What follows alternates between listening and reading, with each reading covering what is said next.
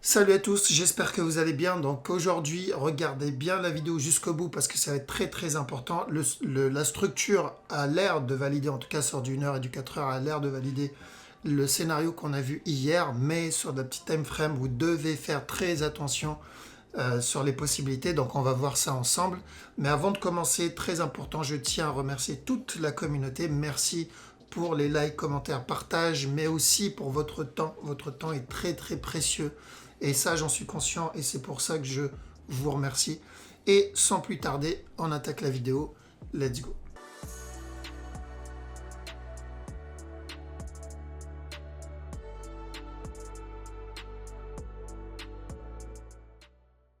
Alors, donc le Bitcoin. Le Bitcoin, pour le moment, la structure semble encore corrective. Donc hier, on avait dit que... Alors, je prends le petit stylo encore une fois.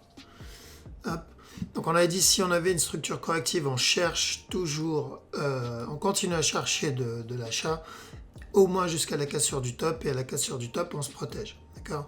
Maintenant, petit time frame, si je regarde en 1 heure, parce que je suis en 2 heures, en 1 heure, il peut avoir terminé un regular flat ici. Alors le problème, c'est le mouvement impulsif qu'il est en train de me faire en interne, donc j'espère qu'il continuera pas comme ça. Mais potentiellement le regular flat ici.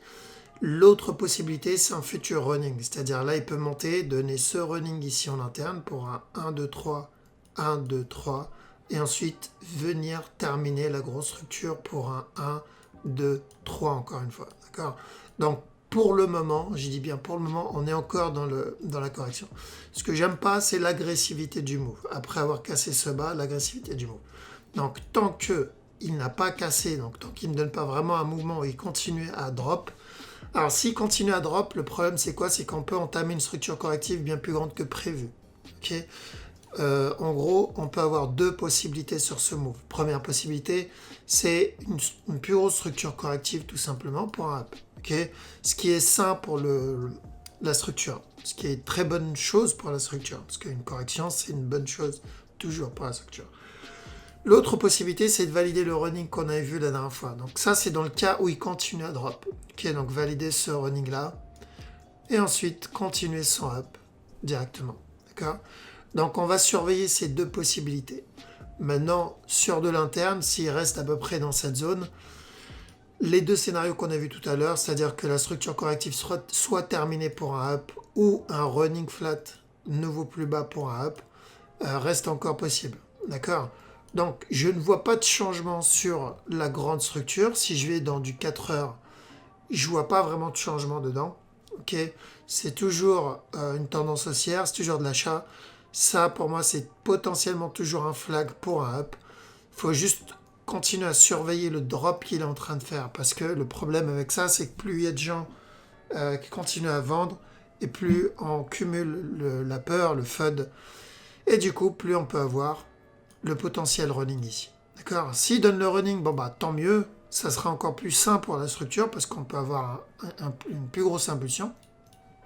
Et s'il donne une structure corrective en interne ici, donc plus grande que prévu, donc du coup ce n'est plus un flag mais une correction, bon bah ça sera une continuation. D'accord. Et ça va être déterminé par l'agressivité du move qu'il est en train de faire actuellement.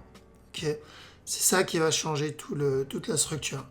Donc pour le moment, ça n'a pas trop changé. Okay, donc ceux qui trouvent, ils arrivent à choper un buy setup, bah faut le tenter. Okay, parce que s'il valide le regular flat, il viendra casser le top. À la cassure du top, break-even. Si on le voit corriger, ici, on peut tenter la vente, mais à chaque nouveau plus bas, on doit se protéger. Ça, c'est classique. Et quand je dis protéger, bien sûr, je parle de break-even. On protège son point d'entrée. D'accord. Donc, s'il corrige, on peut chercher de la vente jusqu'au dernier plus bas et on se protège parce qu'il peut se retourner à tout moment. Rappelez-vous ce qu'on avait fait ici. C'est exactement ça. Maintenant, s'il continue à chuter sans donner aucun scénario, bah, on n'est pas dedans. Okay, on ne court pas après les bougies. Ça, c'est pas l'objectif. L'objectif, ce n'est pas de courir après les bougies. L'objectif, c'est d'attendre une confirmation d'une direction. Donc, s'il corrige, je prends les sell setup jusqu'au dernier plus bas, parce qu'on est en train de trade la petite tendance baissière, 15 minutes. Si je vois une impulsion vers le haut et un flag, je tente au moins le running. Je rappelle, le running aurait long 15 minutes.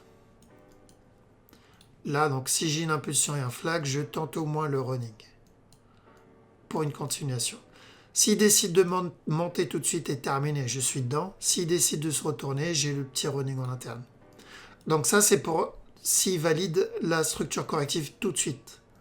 S'il décide de ne pas valider la structure corrective tout de suite et que je le vois commencer à corriger, je vends et à la cassure de chaque nœud plus bas, je prends les profits. Parce qu'il peut se retourner, comme on l'a eu là-dedans.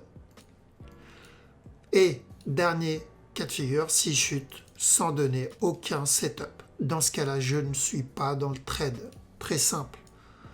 Pas de setup, pas de trade. D'accord? Et ça, je sais que je le répète régulièrement et je vais continuer à le répéter parce que je sais que moi, personnellement, c'est pour quelque chose s'enregistre, je dois le voir souvent, l'entendre souvent ou le faire souvent.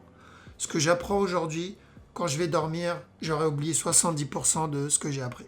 Et c'est à peu près pour tout le monde pareil en fait. Donc, pour que le cerveau se dise ok, ça c'est une information importante, je dois l'enregistrer, il faut que ça soit quelque chose qu'on répète. Ok, s'il le voit ou il l'entend ou il le fait qu'une fois, il se dit bon c'est pas important, ça vaut pas le coup que j'enregistre ça dans le disque dur. Mais s'il voit ça régulièrement, il se dit bon ça c'est important, je vais l'enregistrer, ça va même dans le subconscient et arriver à ce niveau-là, ça sera automatique. Tout ça vous allez le faire sans vraiment y réfléchir, mettre les break-even au bon moment, etc. et prendre les bonnes décisions. D'accord ?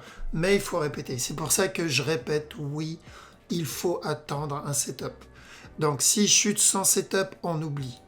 S'il corrige ici, si je le vois corriger en petit time frame, je peux vendre, donc ça c'est un setup de vente, mais à chaque nœud au plus bas, je prends les TP parce que je suis en train de vendre que cette tendance baissière et peut se retourner pour valider la plus grande. Si je le vois par contre donner un setup d'achat, donc une impulsion vers le haut et un flag, à ce moment-là, je tente au minimum le running. Et s'il casse le top, je suis dedans, TP, break-even à la cassure du top, comme on l'a vu hier. Ensuite, l'Ethereum. L'Ethereum, c'est à peu près la même chose. Ok, donc là, on va avoir potentiellement ce running ici. Si c'est un running, bon, bah, si j'ai un buy setup, je le prends jusqu'au top. Au top, TP au break-even. L'autre possibilité, c'est un plus gros running. C'est-à-dire, il chute pour nous valider ce running-là. Mais la direction est la même. Donc, tant que ce bas n'est pas cassé, la direction, c'est toujours de l'achat. On peut avoir une structure fractale. C'est-à-dire, on peut avoir un running, ce A, B, C ici, pour un A, B, C là-dedans, pour ensuite venir terminer du coup le gros running, c'est-à-dire ce A, B, C. Donc on aura encore un autre plus bas. Tant que ce bas n'est pas cassé, on aura encore un autre plus haut. Okay, du coup on aura deux buys au lieu d'un seul. D'accord? Donc où il va nous donner que l'interne, si ce mouvement ici, si ce mouvement-là, le drop ici, ce n'est pas le A d'un running, mais le C d'un expanding, dans ce cas-là, on n'aura que le rouge. Si ce n'est pas un expanding ici, dans ce cas, on aura le rouge et le vert. Ok, donc c'est ce qu'on va surveiller. Donc, si j'ai un buy setup, je tente au moins jusqu'à ce top, break-even TP au top, ce qui peut se retourner et donner le plus gros running. Si je le vois corriger ici, comme il l'a fait là-dedans, j'oublie. Ok, j'oublie le running, en tout cas le petit, et j'irai sur le grand tant que ce bas n'est pas cassé. D'accord? Donc très simple, ne pas se prendre la tête, on suit et on attend un setup. On ne rentre pas sans avoir de confirmation. Quand je dis confirmation, c'est-à-dire un flag, et à ce moment-là, vous devez apprendre et savoir comment trader un flag. Si vous ne savez pas trader un flag, vous devez utiliser votre stratégie. Donc, et si votre stratégie vous indique un buy setup, vous tentez. Très simple. Si vous n'avez pas de stratégie, investissement, vous prenez chaque dip et vous dormez. Ok? Voilà, donc on va arrêter la vidéo ici. Petite vidéo, pas trop longue, c'est juste histoire de vous tenir au courant. Donc comme toujours, merci pour votre temps. Je vous souhaite à toutes et à tous une très bonne soirée. Je vous dis à la prochaine. Ciao.